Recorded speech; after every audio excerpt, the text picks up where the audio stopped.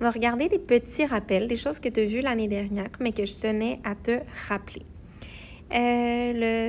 La conversion de nombres fractionnaires en fractions qui sont dites impropres parce que le numérateur est plus grand que le dénominateur. Mais moi, là, quand c'est plus grand que le dénominateur, je m'en fous. C'est quand même une réponse finale pour moi.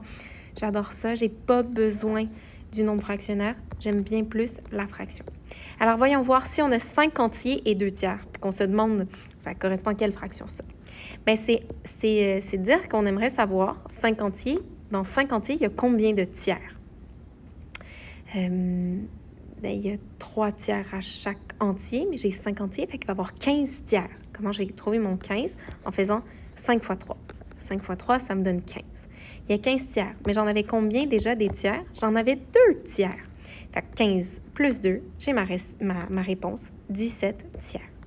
On va aller voir l'exemple juste à côté, pour être sûr que tu puisses bien comprendre. J'ai 11 et 1 tiers. OK, 11 entiers. Oups, je pensais que c'était surligneur. 11 entiers, c'est combien de tiers? Je vais faire 11 fois 3. 11 fois 3, ça me donne 33. Mais c'est bien vrai là, que 33 tiers, ça donne 11. OK. Mais j'en avais combien des tiers? J'en avais 1 tiers de plus. 33 tiers plus 1 tiers de plus.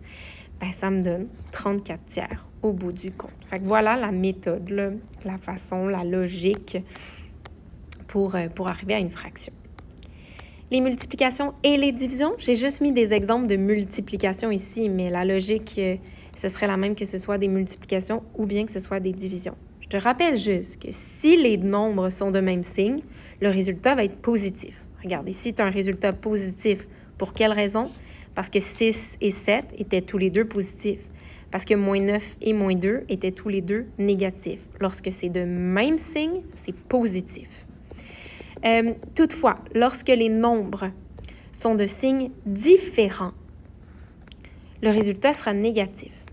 2 et moins 3, c'est de signes différents. Tu en as un positif, un négatif. Mais regarde, ton résultat est négatif. Un autre résultat négatif, c'est quand le premier est négatif puis que le deuxième est positif. Que ce soit une multiplication ou que ce soit une division, c'est toujours le cas. Un rappel aussi sur les exposants. Alors, voyons voir de façon un peu générique, là, qu'est-ce qui se passe, qu'est-ce que c'est un exposant? Tu as une certaine base que j'ai nommée ici B.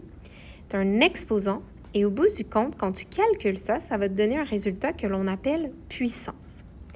Moi, j'ai dit B à la E, c'est quoi? C'est B qui est multiplié tout plein de fois par lui-même. Mais combien de fois? E fois par lui-même et qui, au bout du compte, te donne un certain résultat qui s'appelle puissance. On va se donner un exemple numérique pour s'aider. Si on a 6 à la 4, 6 à la 4, 6 c'est ma base. Ma base, elle est multipliée par elle-même. Combien de fois? 4 fois. 1, 2, 3, 4. Et puis, là, je l'ai développé. Puis là, je peux me dire, qu'est-ce que ça fait? 6 fois 6, ça me donne 36. Fois un autre 6, 216. Fois un autre 6, ça me donne 1296. Si j'ai moins 2 à la 3, il faut faire attention. Mon à la 3, il est sur qui? Il est juste sur le 2. Donc, j'ai 2 qui est multiplié 3 fois par lui-même. Mais il ne faut pas que j'oublie que j'avais un moins devant, là, ici. Fait que je vais l'écrire. Puis là, je fais mon calcul. Moins 2 fois 2, moins 4. Moins 4 fois 2, moins 8. Donc, mon résultat ici vaut moins 8. Alors, voilà comment on ferait. Je vais te montrer peut-être un dernier exposant. Regarde, il ressemble vachement à celui que je viens de faire, mais j'ai des parenthèses ici. Alors, qu'est-ce que ça va venir modifier, la parenthèse? Il va me dire cette fois-ci que mon 3, il va être sur mon moins 2 tout entier. Mon exposant, il expose quelle base? Il affecte quelle base? La base moins 2. Donc, ce que je vais avoir ici, c'est moins 2 qui est multiplié 3 fois par lui-même. Moins 2 fois moins 2, 4. 4 fois moins 2, bizarrement, ça me donne la même réponse. C'est pas toujours le cas, puis ça va dépendre, puis donne-toi pas de trucs. Reviens, s'il te plaît, à la signification de la chose. C'est comme ça que tu vas toujours pouvoir bien te débrouiller. Je te laisse lire les exercices de la page 6 et 7 qu'on aurait fait ensemble si j'avais eu un cours avec toi aujourd'hui. Et on s'en reparle. Peut-être le H, je pourrais te le montrer tout de suite, parce que le H, des fois, il fait paniquer. C'est comme un gros moton d'affaires, puis là, on peut se dire, ben voyons, qu'est-ce qui se passe ici? Regarde, ça là, voilà comme une division.